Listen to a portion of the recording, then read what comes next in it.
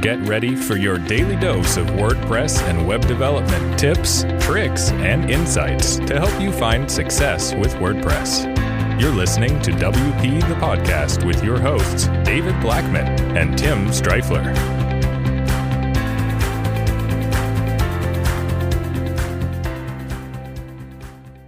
Hey everybody, welcome to another episode of WP the Podcast, brought to you by WP Gears. I'm David Blackman.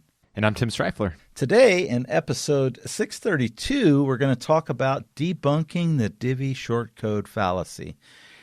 You who may have been around the Divi community since the beginning may remember a blog post from our good buddy Chris Lima, who he didn't say too kind of things about Divi at the time. And his main argument of why Divi was, a theme that you wouldn't want to go with was because if you chose Divi, you were stuck with Divi forever. And obviously, it's the number one WordPress theme in the world now and has been for a while. And it's totally not 100% correct or true, but his blog post got a lot of traction and still ranks very highly today. And Tim and I are going to correct some of this myth, and we're going to debunk some stuff. So, Tim, go. Yeah, so David's right. There was that article, and it was, I don't know if it still is, but at the time, for a while, for a couple of years, if you search Divi, it was on page 1, like halfway down the page, with the title, "If you use Divi, it better be forever." And so where that's coming from is the fact that Divi, the page builder, is built on shortcodes. And so shortcodes is something that's been in WordPress for a while. And if you've ever installed the plugin that uses shortcodes and then maybe you uninstall the plugin, but you forget to remove the shortcode, you basically see on the front end an empty shortcode, right? You're seeing the actual shortcode with the brackets and stuff rather than what's supposed to be shown in its place. And so because Divi is built on shortcodes, if you uninstall Divi, it's true that you will see all Divi shortcodes, and you have to go in and clean them up or whatever. And so that's the argument, and it gets brought up a lot. People will say like, "Oh yeah, I won't use Divi because of the shortcodes. I don't want to be stuck with Divi and blah blah blah." However, while that may be true, it's true that if you uninstall Divi and you don't change anything, you're going to have all these shortcodes.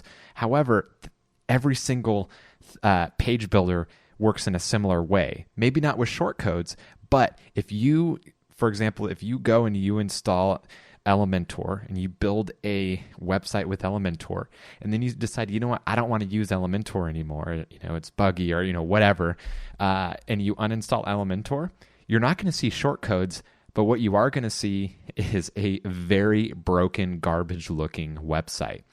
And so all of the styling and layout from Elementor is there, or I'm sorry, all the styling and layout is gone, and all you have is the empty content, and it looks like a website that was built in 1990 before CSS existed.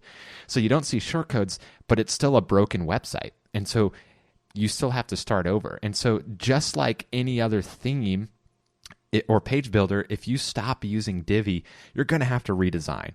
And that has nothing to do with the fact that Divi uses shortcodes. It's that if you build and design a website built on the controls and styling of a certain theme or page builder, and then you switch to something else, you're going to have to redesign. And so it's a big fallacy that Divi has short codes that will, that's a limitation, basically, is what we're trying to say here. And so I've done these tests myself. I installed Beaver Builder, I installed Elementor, I used one of their default layouts, one of the layouts that they provide, and then I deactivated the page builder. And what I saw was a garbage-looking website that needed to be redesigned.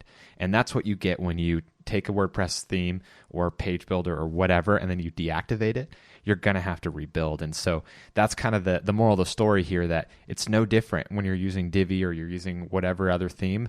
You're going to have to start over if you decide to switch themes or page builders. Yeah, I totally agree. I mean, regardless of which theme you use in WordPress or, bootstrap your own and custom build your own thing, if you go to a new website and change, you're going to have some work, period, bottom line. It's not going to ever be click of a button, migration, boom, everything is beautiful and amazing. I don't care what theme. You can have the most simplest theme in the world to the simplest theme in the world. There's going to be some work that's going to have to go into, making it look the best way that it possibly could look. So, I agree with everything Tim said, and I hope we've answered your question and debunked the Divi shortcode myth, because it doesn't matter what theme you got. I don't know if, I don't know really why some people chose to jump on that bandwagon, but you know what? It hasn't slowed down Divi from becoming extremely popular and millions of people using the theme and stuff. So, don't be afraid. Yeah, no, that's exactly right. And I challenge anybody who's curious to do this test yourself. With Divi and with Beaver Builder and Elementor both have free versions in the plugin repository.